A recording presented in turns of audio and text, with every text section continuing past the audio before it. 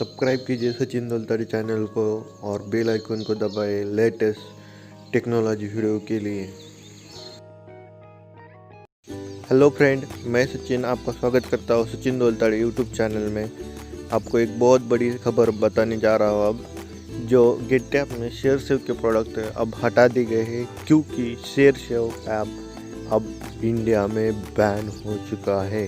ये बहुत बड़ी खबर है गेटऐप के लिए, क्योंकि इंडियन गवर्नमेंट ने जो 108 ऐप बैन कर दिए हैं उस लिस्ट में शेयर सेव का भी नाम आता है। ये बहुत बड़ी खबर है। अब गेटऐप ने भी जो शेयर सेव के प्रोडक्ट है वो अब निकाल दिए गए हैं। ये अब गेटऐप के लिए, गेटऐप यूज़र के लिए बहुत बुरी खबर है। अब शेयर सेव से आप नहीं मंगा पाएंगे आप कोई भी प्रोडक्ट। धन्यवाद फ्रेंड।